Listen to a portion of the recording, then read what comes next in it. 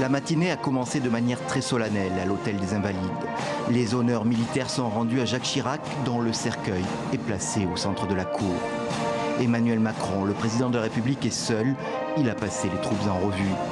On sait qu'auparavant, une cérémonie religieuse strictement privée a eu lieu à l'église Saint-Louis, en présence de Bernadette Chirac, l'épouse du défunt.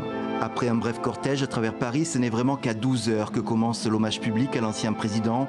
Pour l'occasion, le bourdon de Notre-Dame sonne le glas, mais c'est à Saint-Sulpice, deuxième église de Paris en termes de grandeur, que se pressent près de 2000 invités.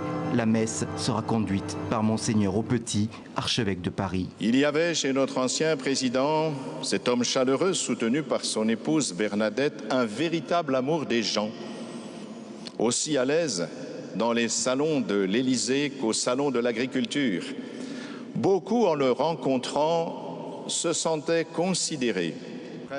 Il y a là tout l'aéropage de la République. Président et ancien président, le gouvernement, les représentants des deux chambres et tout ce personnel politique, anciens ministres, députés, chefs de parti, dont certains ont pu servir à côté ou même contre Jacques Chirac pendant sa longue carrière. Au premier rang, bien sûr, sa fille, son gendre et son petit-fils. C'est aussi le moment des adieux pour les délégués étrangers. 80 personnalités ont été annoncées. Chefs d'État et de gouvernement, membres de famille royale. Dans la foule, on distingue Vladimir Poutine, le président russe, et Saad Hariri, le premier ministre libanais, visiblement touché. L'ancien président américain Bill Clinton a fait aussi le déplacement. Présent encore, le président congolais Denis Sassou Nguesso et l'ancien président malien Amadou Toumani Touré. Le royaume du Maroc est représenté par le prince héritier Moulay El Hassan. Le chef d'orchestre Daniel Barenboim est venu jouer un impromptu de Schubert.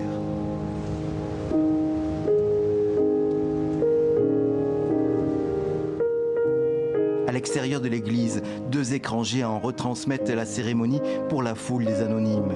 Bien que retiré de la vie politique depuis plusieurs années, Jacques Chirac avait encore ses fidèles. Dimanche, ils ont été 7000 selon l'Élysée à faire la queue pour saluer sa dépouille. Après 1 heure, les invités se dispersent. L'enterrement dans l'intimité familiale a eu lieu au cimetière du Montparnasse, à quelques centaines de mètres de là, au cœur de Paris, où il avait mené toutes ses batailles, où il était né, voilà 86 ans.